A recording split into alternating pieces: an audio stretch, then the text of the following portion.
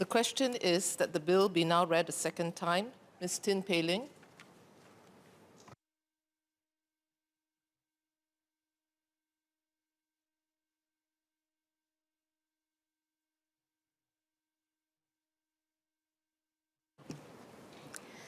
Madam Deputy Speaker, I support the Online Safety Miscellaneous Amendment Bill. When social media first emerged, many people saw it as an unadulterated good thing, a new frontier, separate from the real world, offering freedom of speech without ill consequences. Indeed, the founders of many social media companies had good intentions to connect users from around the world, to give them personal control to express what they desire and exchange ideas, to be free of oppression, to come together and do good for themselves and their societies. Years passed. Alas, we know that the reality is far from the ideal. We have seen how extremism gets propagated online, inspiring and triggering acts of terrorism in parts of the world. We have seen how young lives were lost to dark and depressing content and irrational online movements such as the Blackout Challenge. We have seen how hate speeches in the name of free speech get disseminated and cause great divisions within society.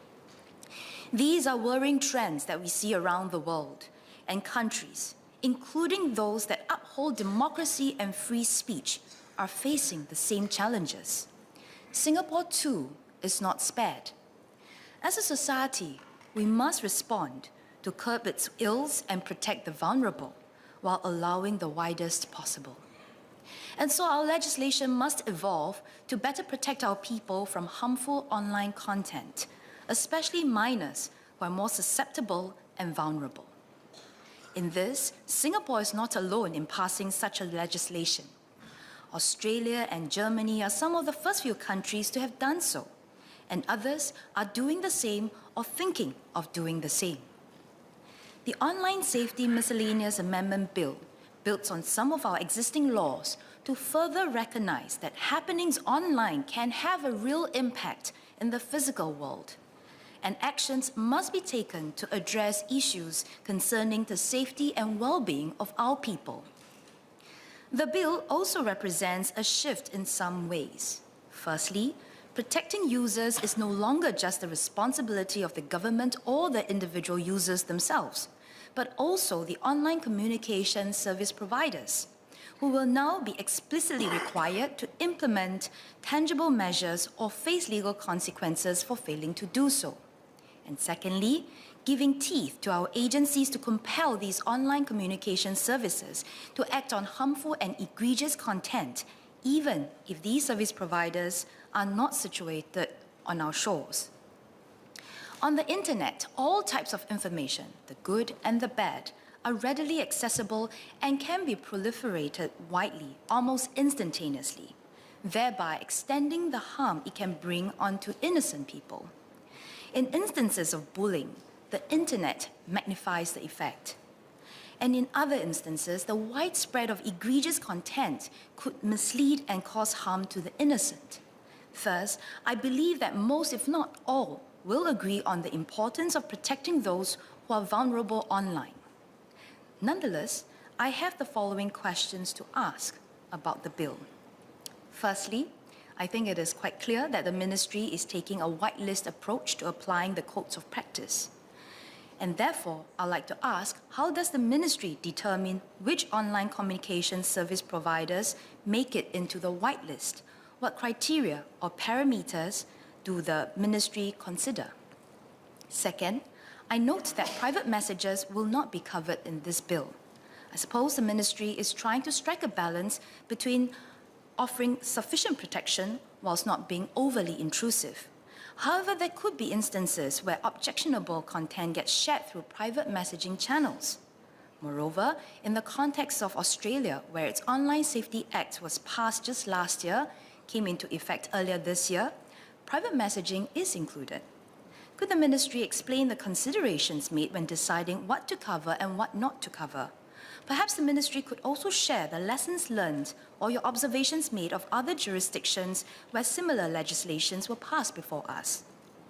Thirdly, While the ministry has a broad list of what constitutes egregious content, such as content that advocates or instructs on suicide, self-harm, violence, child sexual exploitation, public health risk, racial and religious disharmony, and terrorism, who and how would these assessment and decision be made on what actually crosses the threshold to qualify as egregious? While I applaud the Online Safety Miscellaneous Amendment Bill for being a timely one, I would also like to know how frequent does the ministry intend to review the bill? As we know, technological advancement and disruptions happen at accelerating speeds. Along with it comes new issues and operational challenges that the bill today may not be adequate in addressing. For example, with the rise of the metaverse and the increasing number of young people immersing in it, our legislations and protection mechanisms must catch up quickly. In May this year, it was reported on various news sites such as the BBC and the Business Insider that a researcher's avatar was sexually assaulted on a metaverse platform called the Horizon World. The researcher, from a non-profit advocacy group, Some of Us, entered the particular metaverse, and within an hour, her avatar was raped in the virtual space. As she wore her VR equipment during that episode, her controller vibrated when the male stranger avatars touched her, resulting in a physical sensation consequential of what she was experiencing online. The incident left her feeling disoriented. It was a clear instance of how the virtual and physical world boundaries have blurred, and how online happenings can cause real harm. Apparently, that was not an isolated incident, as there were other reports of similar sexual assaults, homophobic and racial slurs, as well as gun violence on Horizon World. Though these reports were specific to Meta's metaverse platform, it is not difficult to imagine similar incidents happening on other metaverse platforms, especially if the different metaverse universes start to connect with one another. Therefore, how will the bill in its current form be able to protect users from such online harms? In addition, as we look to a possible future of Web 3.0 where data and control become decentralized, going just after a couple of online communication service providers operating in the Web 2.0 world may not be effective enough.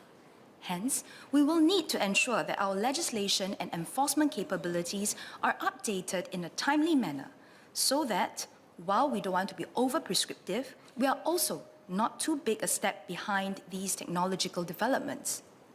Therefore, I hope the ministry can also share more about what is being done to continually engage industry players and community stakeholders so that our legislation and codes of practice not only has teeth, but will bite where it matters.